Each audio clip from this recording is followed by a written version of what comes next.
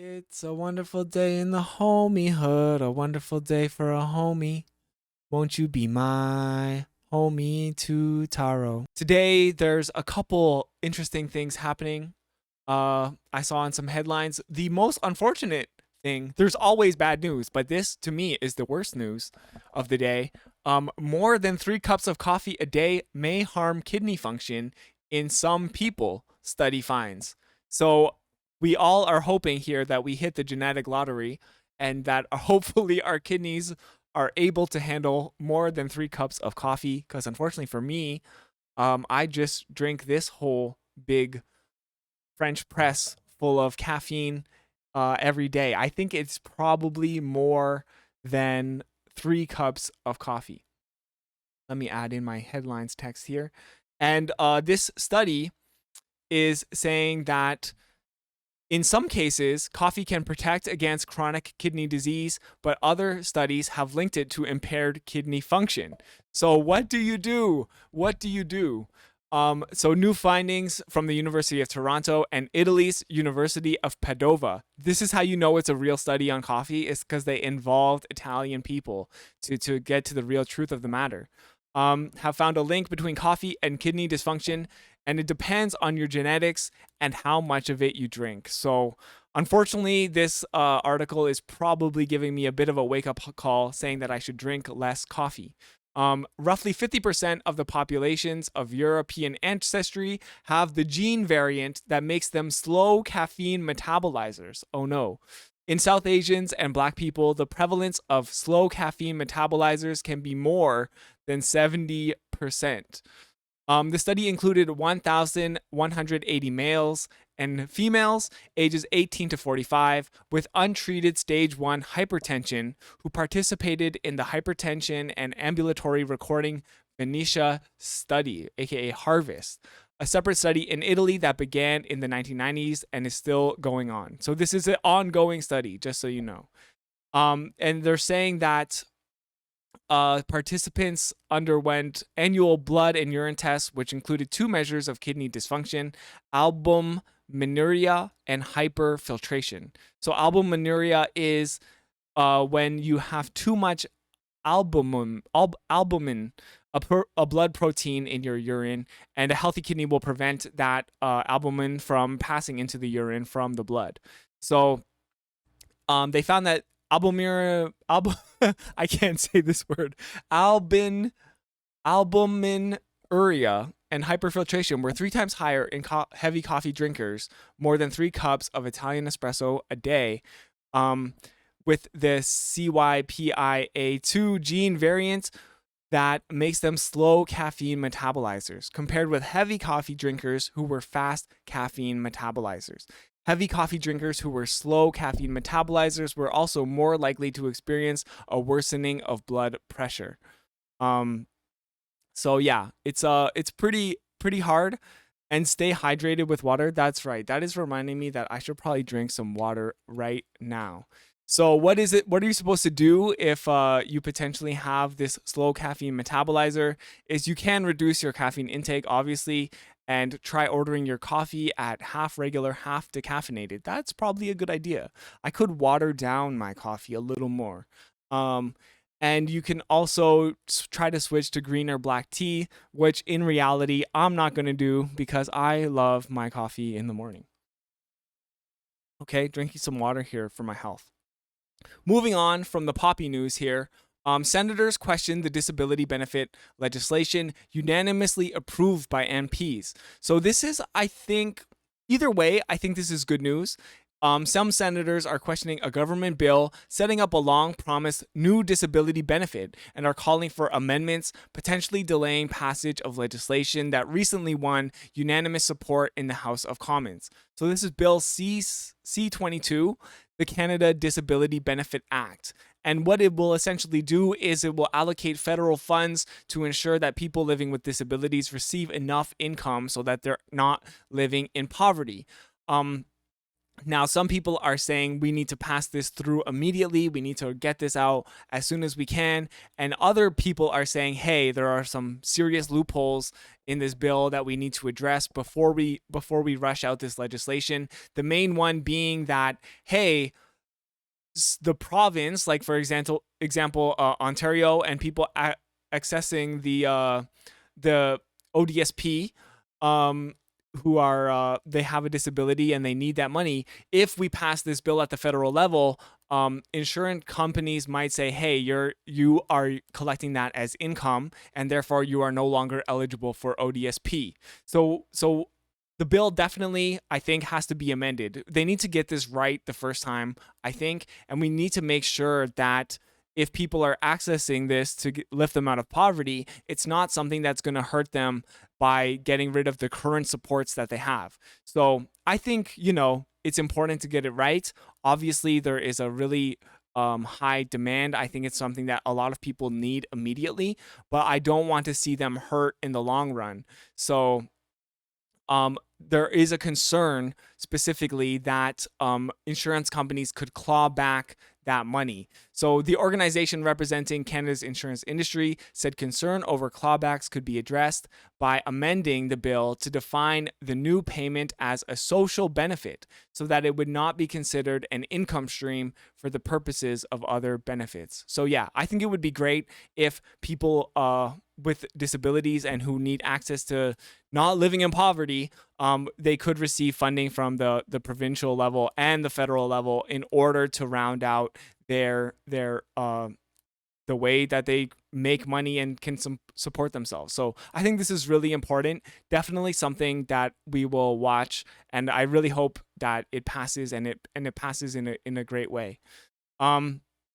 This is big news coming out of the New York Times. It's an article. Sometimes New York Times articles find their way into the Globe and Mail. I guess they have some sort of partnership. However, I'm pretty skeptical of what's going on here. So this is saying that a lab leak most likely caused pandemic, according to the Energy Department, and as this article says, also the FBI. So this is a long time held conspiracy theory that maybe is gaining some legitimacy now. And that is part of my concern, is that there's all of this information coming out. There's a campaign to escalate tensions between US, Canada, and China. And now they are saying from the Energy Department that the virus may have been a lab leak in the Wuhan Wuhan Institute of Virology. So obviously super concerning if that's the case. Honestly, to me, it doesn't matter. The virus is out there in the world. But I am personally worried that this will be used as something to escalate tensions with China, and it will be something that affects Canadians, Chinese Canadians, especially Asian Canadians in general, when it comes to people being xenophobic and blaming a certain group of people who are not responsible for the pandemic, but we know that hatred will manifest. And unfortunately, I think this is giving credence to those people who have held beliefs about this conspiracy theory. So the Energy Department's conclusion was made with low confidence. That's the other part, is that these are not even things that have been confirmed, but they're just being things that the Energy Department and the FBI are entertaining. However, as you can see of the headline of this article, lab leak most likely caused pandemic, Energy Department says, a lot of people aren't going to read past the headline.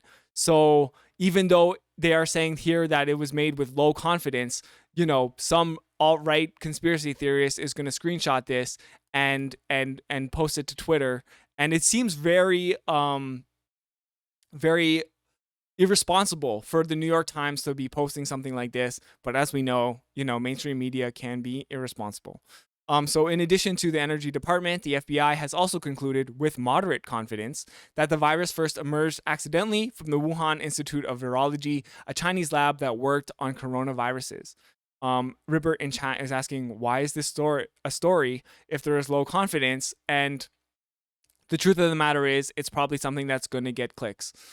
4 other intelligence agencies and the National Intelligence Council have concluded with low confidence also that the virus most likely emerged through natural transmission. The director of national and that's coming out from the Director of National Intelligence's office. So there is disagreement among the intelligence community. Some are saying it's a lab leak, some are saying it's from natural causes. And obviously, Democrats in the US are not persuaded by the lab leak hypothesis, while Republicans, who are pandering to their base, are more likely to say that this was a lab leak. So it's very concerning. I don't know what to believe, and it's kind of, in my opinion, it's super irresponsible for the New York Times and a lot of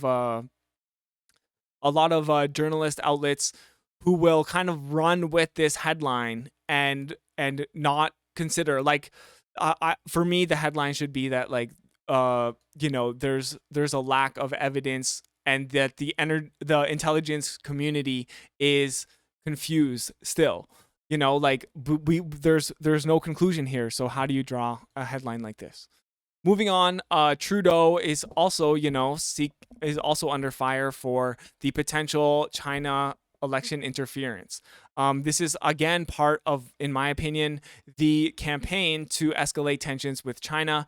Now, two former advisors to Prime Minister Justin Trudeau, as well as the leader of the New Democrats, Jagmeet Singh, say that a nonpartisan public inquiry into Chinese state-directed interference into the 2019 and 2021 federal elections is warranted. However, Ward Elcock, a former director of the Canadian Security Intelligence Service, said he doesn't back such an inquiry because national security restrictions would mean that important testimony would have to be conducted in secret, and many of the details and evidence could never be revealed to Canadians. So most of those hearings are not going to be in public, says Mr. Elcock in an interview with the Globe and Mail on Sunday. So, again, there's like two sides to this story. I think, of course we should investigate and figure out what's going on. Is there election interference happening? It seems as though we already know a lot of the details because they've been leaked by someone at CSIS, and we still don't know the details of this leak. We know that it was leaked coincidentally on the same day that the National inquiry into the Emergencies Act report was also coming out. So to me, I'm a bit skeptical about all of this because the Emergencies Act report was something that was going to shine a pretty good light onto Trudeau and condemn Pierre Poilievre. However, this report about potential Chinese election interference in Canada happened to come out on the same day. A bit of a coincidence there. And that's something that is going to make Trudeau look bad and is giving a lot of ammunition to the opposition party, the Conservatives, and also, Jagmeet Singh. Jagmeet Singh is saying the way to stop alleged secret Chinese interference is to refuse to keep their secrets for them. A fully independent and nonpartisan public inquiry is the way to shine a light into the shadows. So I will disagree with Jagmeet Singh here. I think the way to stop Chinese interference is to strengthen our elections. And as someone who supports proportional representation, I wish the federal NDP here was taking the opportunity to be like, why don't we have more democratic elections? That's how you beat China. China, they're an authoritarian country. Canada, we say that we believe in democracy, but we have a really weak electoral system. My vote has never counted in our current electoral system, for example. And so why don't we change our system, strengthen it so that it's much harder for external forces like China or the US or corporations or really anyone to tamper with our democracy? So this is also saying that Mr. Trudeau ruled out a public inquiry on Friday, as requested by former Chief Electoral Officer Jean-Pierre Kingsley. So it sounds like we're not going to have a public inquiry about this. Partly, I think the reasoning is because it's dealing with issues that are classified. Mr. Fadden, who is the former CSIS director, Richard Fadden, is saying that the issue is so important that it needs to be looked at in an objective way. While a parliamentary review might be useful, it is so partisan that it puts into doubt its ability to come to an objective set of conclusions. So yeah, that is part of the problem here too, is that the Conservatives, the NDP, everyone kind of has a vested interest in painting this on the Liberal Party. However, it is something that is kind of like everybody's problem. If China is actually influencing our elections, that's more than just a liberal problem. It's an everybody problem. Thank you, Ribert, for checking in on the clock. So part of that CSIS report said that China likes it when parties in parliament are fighting with each other, which again makes me question the CSIS leak. This is a leak that is causing a lot of fighting between all the parties, and apparently that's what China wants. So I'm not sure. Is this just feeding into the problem? And the Prime Minister's office press secretary told the Globe and Mail last week that the panel concluded that while foreign interference attempts absolutely existed, the 2019 and 2021 elections unfolded with integrity. So to me, this is not a huge issue. Intelligence influences elections, and it's whether it's Chinese intelligence, American intelligence, Canadian intelligence, all of these things are influencing voters. We know that media influences the way that people vote, and we have kind of like a horrible system here where mainstream media has a lot of control. Okay, moving on. The last thing we're going to talk about today in under 5 minutes, Pierre Poilievre is denying having ever spoken with anti-immigration German politician Christine Anderson. So Christine Anderson, a lot of people are saying, is a known Nazi, which apparently is not a word you're allowed to use in German parliament or whatever because of their history with Nazism. And it's interesting because Mr. Poilievre is claiming to have never spoken to Christine Anderson, according to their media relations director at the Office of the Official Opposition. And Christine Anderson is saying that she has spoken to him a couple of times and that he seems like a decent guy. However, there kind of is a funny trail here of her like lying about the things that are going on. So, how much can we actually trust what's happening? We don't really know. So this is also coming out during a time when this woman, Christine Anderson, has met with several conservative MPs, including what's their names? Colin Carey, Leslyn Lewis, and Dean Allison. So I don't know, by some weird coincidence, these very social conservatives met with a known neo-Nazi who has power in Germany. So oddly enough, here Mr. Poilievre, who has a history of standing with far-right people, including walking with them during the convoy and talking to them during the convoy, is condemning Miss Anderson's politics as vile. Frankly, he says it would be better if Anderson never visited Canada in the first place. She and her racist, hateful views are not welcome here. Antifa Squirrel in chat saying that people that dine with Nazis are Nazis, and that tends to be true. Yes, these are MPs who are social conservatives, and they might hold views that are akin to some of the things that the Alternative for Deutschland, the AfD, might hold. So let's see. The three MPs said they were unaware of Miss Anderson's politics when they met her. Which, again, it is not an excuse. If you meet with a known Nazi, that's kind of up to you and your office, your team, to be aware of. It's very rare, and I think it's sometimes a really bad excuse to be like, oh, I accidentally posed in a picture with the Nazis and had dinner with them. Oops. It's like, okay, well, don't do that. Like, how do you not know, I guess, as an elected official, who you're having dinner with, who you're in bed with here?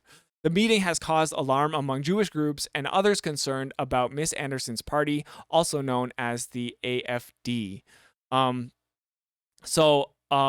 This is also saying, yeah, she said that she had already talked with Pierre Poilievre. She also tweeted about having received a white cowboy hat during her time in Calgary, which is often presented to dignitaries when they visit the city. However, Calgary Mayor Jyoti Gondek tweeted that neither Tourism Calgary nor the Calgary Stampede had given Miss Anderson a white hat. So there might be a bit of a trend here where she's lying, having made inroads with established politicians.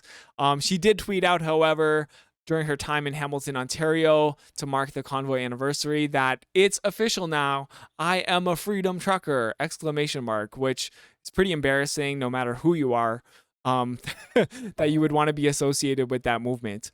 She also met with Maxime Bernier, who is leader of the People's Party, and Mr. Bernier said that she is an honorary member of the People's Party, which is kind of like a dog whistle here, saying that, hey, maybe no Nazis are welcome in the People's Party of Canada. So that's all for our news today. Thank you so much for listening. If you're made it to the end of the video on YouTube and would like to support our channel, you can do so really easily just by liking, subscribing, ringing the bell, or commenting, and all of that really helps. We grew a little bit to 220 subscribers over the weekend, and we really appreciate your support. So thank you so much for tuning in. We do this every weekday morning on Twitch, and we make sure that it gets reposted right here on YouTube. So thanks again. Peace out.